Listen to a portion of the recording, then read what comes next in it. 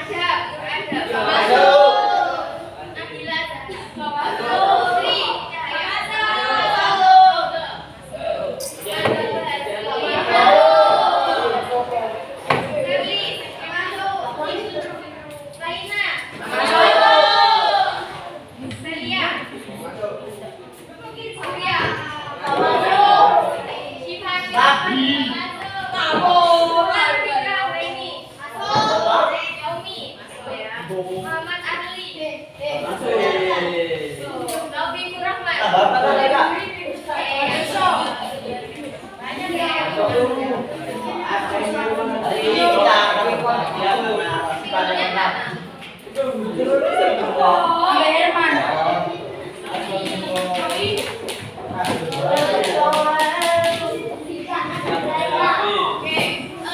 Kita ulas materi yang kemarin terlebih dahulu. Mari kita belajarkan apa?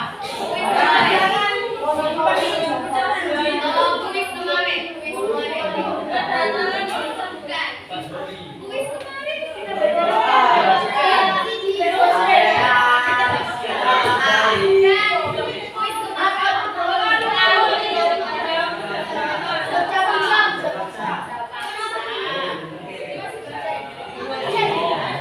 Lalu Kak, saya bilang. Ya, jadi kemarin kita belajar tentang ya.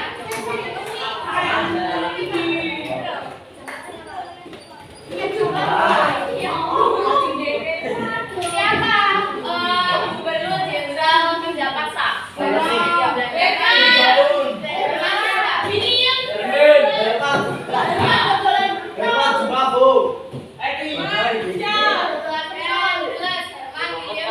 Pada tahun berapa sampai berapa?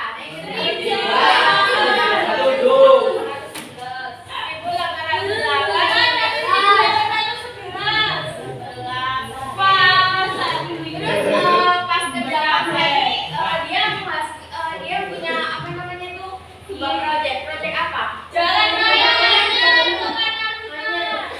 Oke, jalan. Jalan bukan. Proyek sampai panas. Terus ada panas itu di daerah apa? Pulau Jawa. Kecuali kalau apa yang tahu? Malaysia. Indonesia ya. Jadi ada dua daerah. Daerah mana ingat nggak?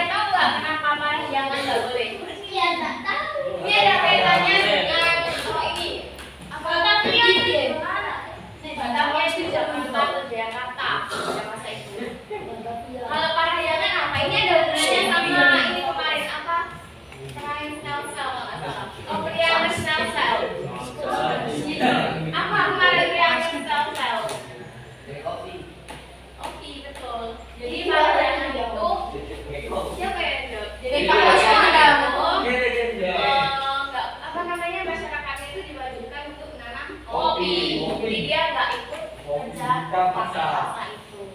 Kopi di kopi. Sejauh berapa dia tahu nggak? 1000. Sejauh berapa?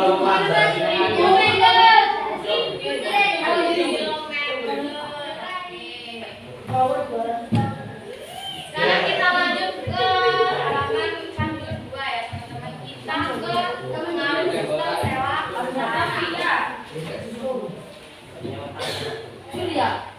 Sewa tanah. Ini saya hapus ya. Sekarang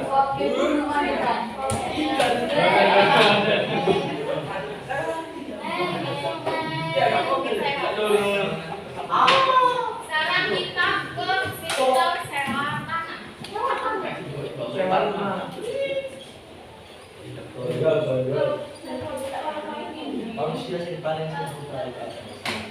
Jadi sistem sewa tanah ini itu sebenarnya peralihan dari bangsa Belanda ke bangsa siapa? Bangsa Inggris. Asol. Tahun berapa? Inggris. 1811 hingga 1816. Siapa gubernurnya?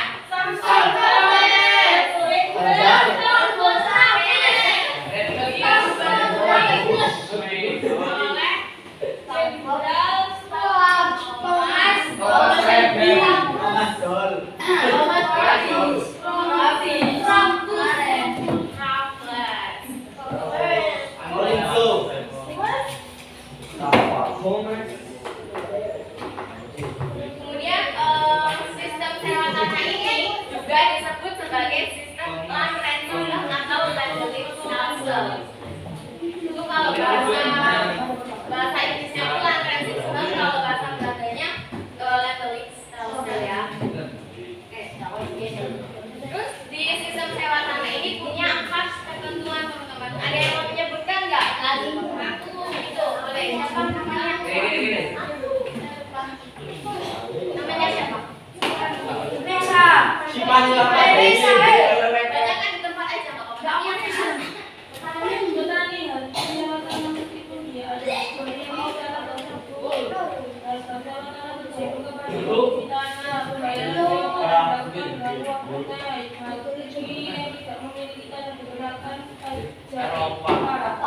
Oke, jadi ada 4. Yang pertama adalah petani harus menyewa tanah meskipun dia adalah pemilik tanah tersebut. Jadi walaupun si warga pribumi pada masa itu yang punya tanah, tapi dia harus tetap membayar sewa tanahnya. Jadi walaupun itu punya dia, tapi dia juga harus tetap membayar sewa tanah ke para penjajah Inggris pada masa itu. Nah, yang kedua adalah harga sewa tanah tergantung kepada kondisi tanah. Jadi semakin subur tanah yang dia miliki itu semakin mahal harga sewanya. Jadi semakin mahal pula dia bayar sewa ke Inggris. Kenapa? Yang lain ini.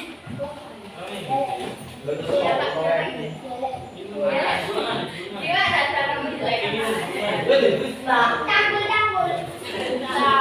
Oke, yang ketiga adalah pembayaran sewa tanah dilakukan dengan uang tunai. Nah, pada masa itu uang tunainya itu berupa koin, jadi bentuknya koin bukan lembaran ya, karena pada masa itu juga masih. Gak boleh kredit sama kerajaan. Kenapa? Gak boleh kredit. Belum mengenal kredit ya.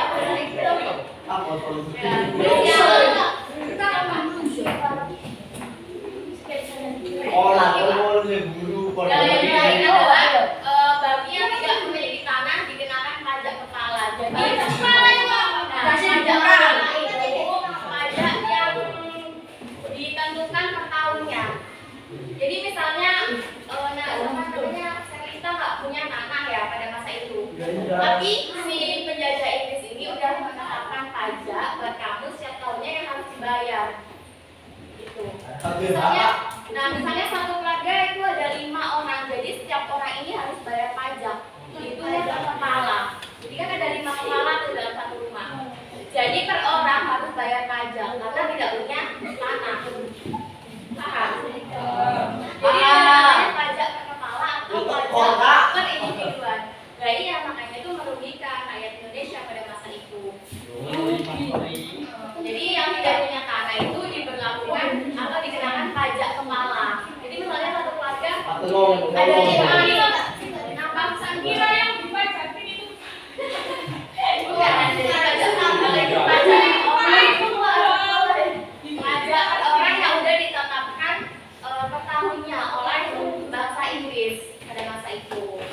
Nggak ada.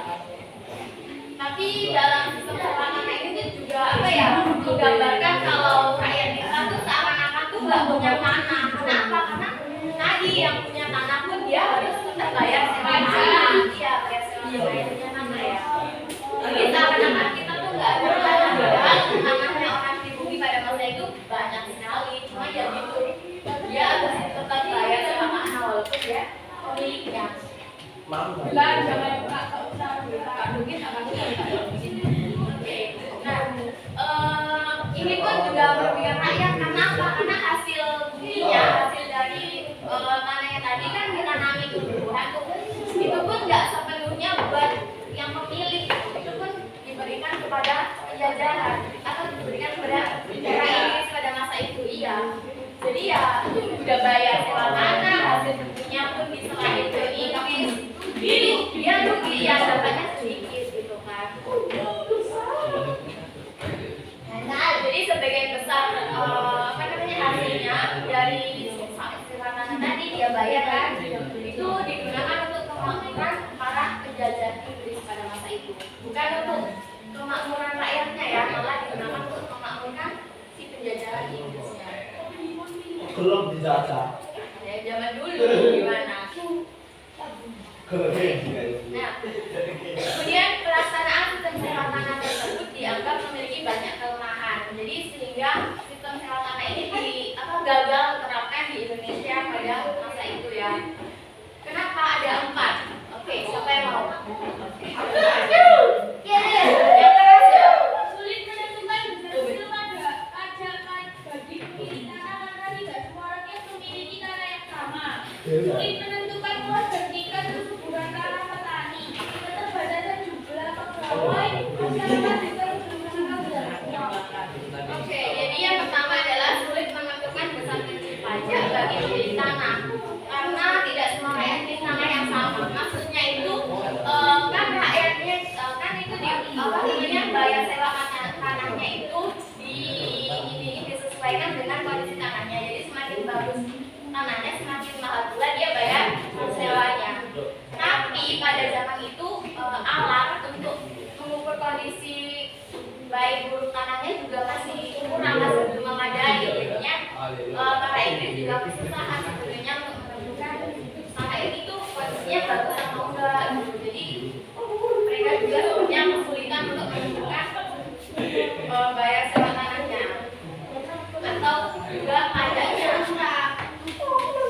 Oke, nah yang A tadi yang B sudah saya jelaskan ya, sulit menentukan luas dan tingkat kesuburan tanah petani karena kurangnya alat yang memadai pada masa itu kan. Yang ketiga adalah keterbatasan jumlah pegawai. Jadi pada masa itu Inggris ketika ke Nusantara atau ketika ke Indonesia tuh pada masa ini ya itu tidak terlalu membawa banyak pegawai untuk ditaruh di Indonesia pada masa itu. Jadi mereka juga ini apa namanya kesusahan gitu, kontak panting gitu ya ketika mengurusi sistem sewa tanah ini karena jadi tuh di Indonesia tuh banyak banget tanahnya gitu kan. Jadi warganya satu orang tuh bisa memiliki berapa tanah gitu kan, sehingga si Inggris juga kesusahan untuk mengatur sistem sewa tanah pada masa itu. Nah yang keempat adalah masyarakat desa belum mengenal sistem uang. Jadi dulu ketika si Inggris datang, itu masyarakat kita tuh masih mengenal yang namanya sistem apa? Barter. Jadi dulu masih mengenal sistem barter. Jadi mereka juga bingung ini gimana uang karena pada masa itu mereka mengenalnya hanya barter, barang dengan barang. Kalau barang dengan uang mereka masih bingung, masih belum paham. Juga boleh pulang. Nah, ini kan paraku. Yang menanya. Soalnya itu ya aku tolak. Ada setelah udah aku bikin tolak. Oh, gitu.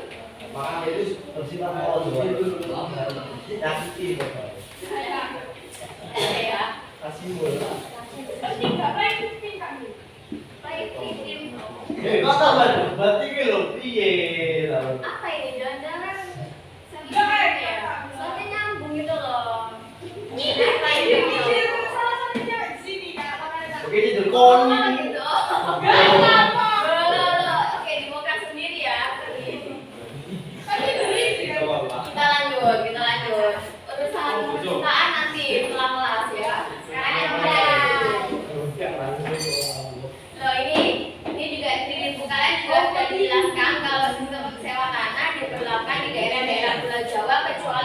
Batavia dan Parahiangan. Oke. Karena di Batavia itu udah jadi swasta ya, jadi udah jadi pemerintah. Kalau di Parahiangan daerah wajib tanam apa? Paksa. Kopi. Tanam paksa. Oke. Nah, di sistem sewa tanah ini sendiri pun ada dampak positif dan dampak negatifnya. Yang pertama dampak positif, siapa yang mau baca? Boleh ini kamu. Yang keras, yang keras. Pokoknya kedengeran. Memperkenalkan sewa tanah dengan titik pada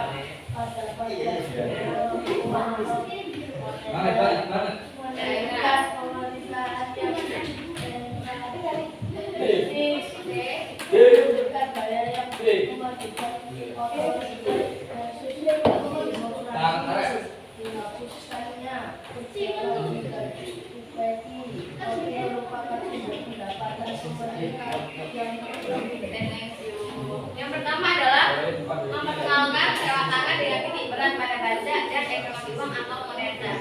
Jadi bahasa Inggris ini memperkenalkan yang namanya sistem sewa tanah yang sampai sekarang pun masih diberlakukan. Ada yang mau kasih contoh nggak? Contohnya sewa tanah di sekitaran kita apa? Jauh salah. Kayak wis apa? Contohin. Ya, itu juga bisa. Gimana?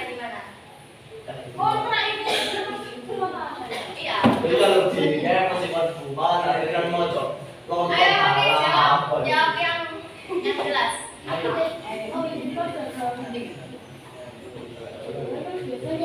Atau nggak jawab? Tadi kamu ayo. Sawah, Ya. sewa atau yang dulu. Ada Benar, jadi benar yang disebutkan oleh Hafiz. Contohnya itu kalau di Jawa-Jawa di desa-desa itu adalah penyewaan tanah ya. Jadi misalnya Hafiz menyewakan tanahnya disewa sama Anda. Nggak ada harus wajib bayar per tahunnya ke Hafiz berapa. Itu Hafiz yang menentukan. Itu ya. Nah yang kedua adalah menunjukkan pemerintahan yang sentralisis. Ada yang tahu pemerintahan yang sentralisis itu gimana? Bisa, tapi ada yang lain? Ada yang mau? Banget guys. Jawab. Apa yang sentralisis? Gimana? Jelasin, pemerintahan yang sentralisis itu gimana? Untuk siapa, Mbak? PKM. Yang ada. Oke, jadi pemerintahan yang sentralisis itu pemerintahan yang berpusat. Maksudnya itu adalah jadi seluruh kegiatan atau seluruh ini loh apa yang bukan yang menciptakan atau yang seperti yang menyuruh itu dari pusat. Jadi dari pusat itu dia yang bukan ini, dia yang menciptakan peraturan ini, dia yang menetapkan peraturan ini, itu nanti dia yang menyalurkannya ke daerah. Jadi daerah cuma hanya menerima saja dan menyampaikan rakyatnya itu sentralistis. Jadi yang buat paling keren itu pemerintahan pusat. Itu sentralistis. Nah yang ketiga adalah menunjukkan gaya yang memadukan otoriter versus demokrasi. Otoriter itu gimana? Otoriter yang cowok-cowok ini biasanya suka politik. Otoriter gimana? Mana nih otoriter? Kerjasama politik. Siapa? Ayo. Kerjasama antar politik. Karena dia bisa ya. Otoriter itu gimana? Pemerintahan yang otoriter. Adil. Bukan. Kalau otoriter itu ya gimana? Apa? Gimana? Ayo, nanti kalau sudah dapat poin tambahan politik. Oke, pemerintahan otoriter itu pemerintahan yang dia apa ya? Pemimpinnya itu yang paling berkuasa. Dia kalau otoriter itu sedikit apa ya? Tidak mendengarkan ini sih, tidak mendengarkan suara rakyat biasanya. Kalau otoriter itu seperti itu. DPR lah enggak? Saya kayak ikut-ikut ya. Kemudian Kalau ya, jadi kalau pemilu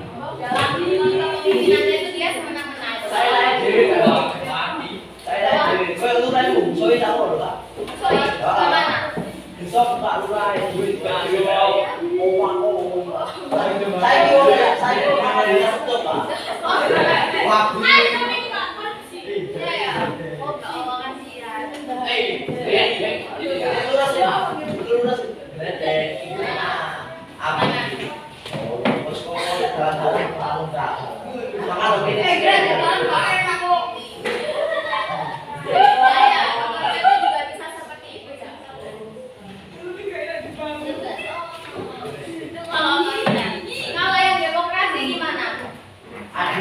Ya, demokrasi itu lebih ke adil. Jadi kalau demokrasi itu memberikan kebebasan bersuara bagi rakyatnya, terus memberikan kebebasan memilih bagi rakyatnya. Kalau yang otoriter itu kita sebagai rakyat nggak bisa memilih atau kita mau mengungkapkan apa. Kalau sekarang demo boleh tuh ya. Kalau yang otoriter kalau demo bisa saja langsung direvisi gitu kan. Karena emang benar-benar menolak ini ya, menolak apa namanya pendapat orang lain itu. Kalau yang demokrasi dia masih mendengarkan suara rakyat. Jadi pemilu pun yang pilih kita, presiden yang pilih kan rakyatnya. Yang keempat adalah dihapuskannya kerja rodi dan tiba-tiba yang lempar kertas kerja rodi itu apa? Iya, penjelasannya apa?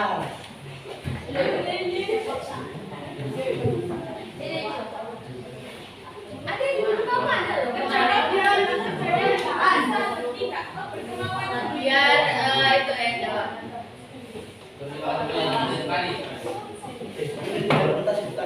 Apa kerja rodi seli ya? Kerja rodi Ayo, kerja rodi itu sama dengan kerja paksa. Apa penjelasannya kerja paksa? Baca. Ya. Baca ya.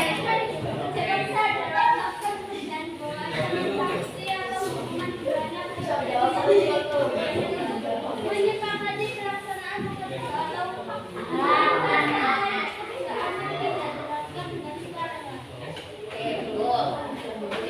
Dihapuskannya kerja rodi ya. Kalau upeti ada yang tahu nggak apa itu upeti? Upeti ya, upeti. Ada yang tahu nggak? Upeti itu apa? Jadi kedua nah, itu pasti.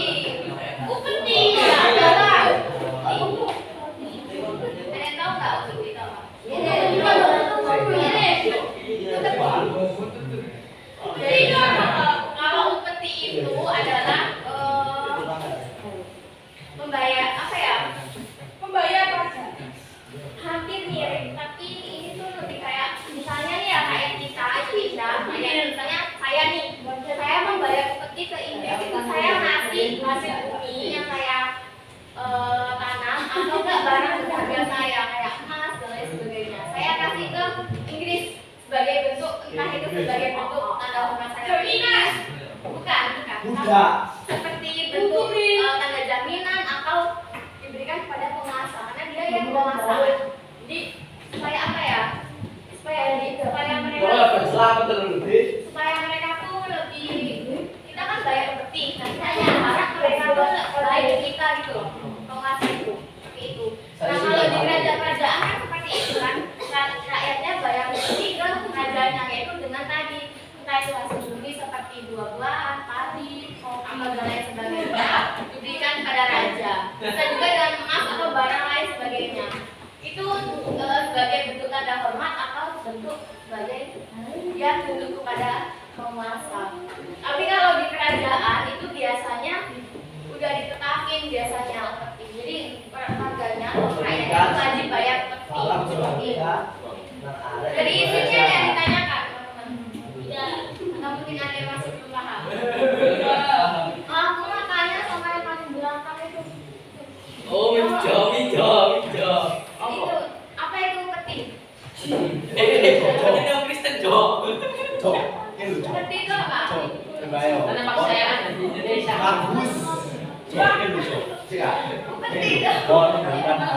Maka jawabannya sama saya akan saya.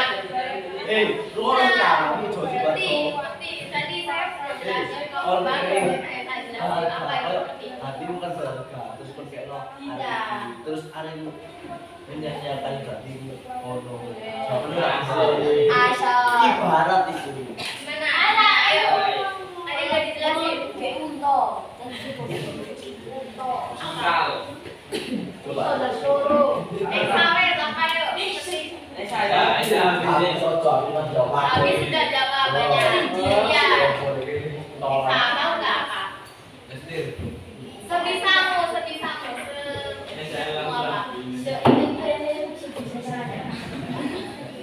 Ini Arli.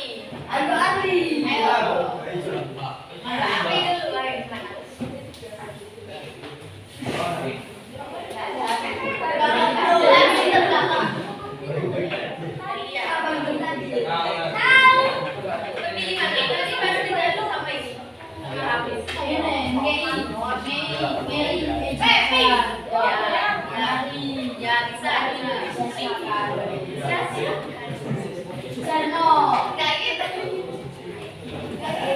Pemberiannya benar, tapi ya nggak disia-siain juga, tetap digunakan. Tapi benar pemberian barang, pemberian barang dari orang lain ke penguasa. Itu yang namanya oh, pemberian. Nah, yang kelima adalah kopi merupakan sumber pendapatan pemerintah yang terjamin. Jadi memang kopi itu ini ya, apa namanya, karena memang komoditasnya besar pada masa itu di Nusantara, jadi kopi ini juga sebagai pemasukan untuk perekonomian pemerintah Nusantara juga menjajah itu. Nah, yang selanjutnya adalah dampak negatif. Tolong bacakan. Ya coba. Ali. Habis Kak. Ojo habis sekali. Ini. Nah, lihat Pak. Dari itu. Belum, masih bacain dampak negatifnya. Ada 4.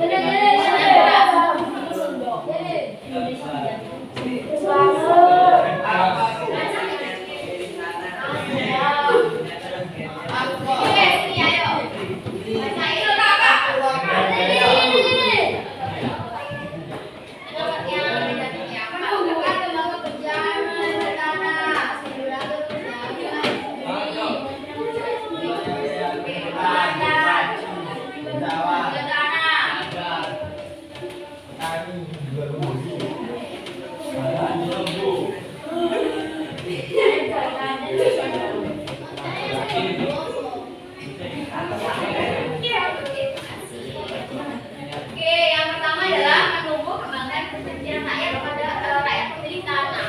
Kenapa kok bisa benci? Kenapa rakyatnya benci? Karena dibujui. Iya, benar, karena memang diporoti. Jadi karena yang punya tanah tadi tetap bayar sewa tanah, jadi dia benci lah. Saya yang punya kok saya bayar sewa kayak gitu kan. Akhirnya dia lama-lama juga kesel gitu, karena rugi juga. Nah, yang kedua adalah timbulnya kerugian yang cukup besar bagi ekonomi. Ya tadi, karena tadi yang pertama adalah dia yang punya tanah, dia yang sewa. Terus hasil dari pertanian yang ada isi tanahnya tadi itu diberikan kepada penjajah. Jadi yang diberikan pada pribadinya itu cuma sedikit gitu kan. Jadi dia rugi. Kemudian adalah menumpahnya kekecewaan para sultan, bupati dan bangsawan akibat pengambilan pajak secara langsung pada distrik dan desa-desa serta kepala-kepala rakyat. Jadi si Inggris itu juga meminta pajak gitu kan kepada warga pribumi ya, kalian tahu nggak distrik-distrik itu gimana?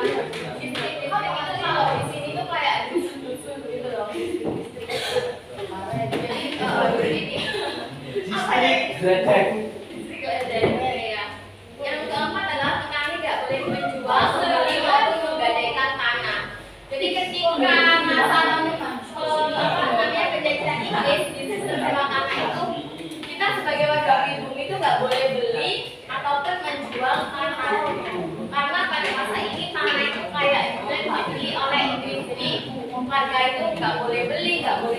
tanah yang dimilikinya.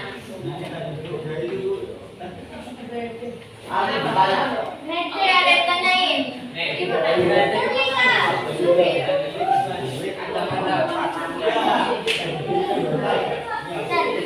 Dan dia buka saja, nggak punya. Dia cuma dia harus bayar. Bagaimana caranya? Oh, kan sama. Ya, memang kejam, ya memang kejam. Namanya dijajah, dijajah. Tadi saya biasanya membahas tentang Anak gitu ya. Karena lebih canggih ya laknya. Kalau lagi gimana? Kakao. Alhamdulillah udah menang. Mereka sih tak menang. Berarti dulu itu sebenarnya orang ibu jajar itu kaya. Sebenarnya ya karena dijajah ini kita sebagai masyarakat kayak nggak bisa apa-apa gitu kan. Jadi ya kita menuruti apa yang dilakukan oleh Inggris bahasa itu. Kalau mau dari dokter emang bisa tahu namanya, tahu namanya. Oke, dari sini ada yang tanyakan. Sering nggak? Ada. Sering.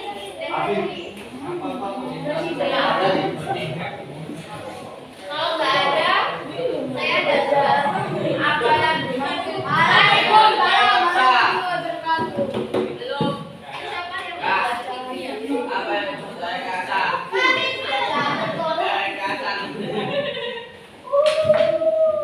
Kalian tahu ini siapa? Jajar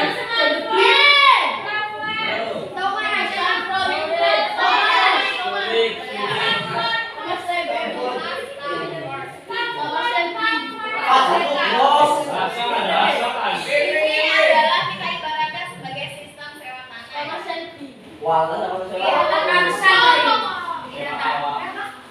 Ini tuh cuma gambar orang tanah ya, tapi kita ibaratkan sebagai sewa tanah.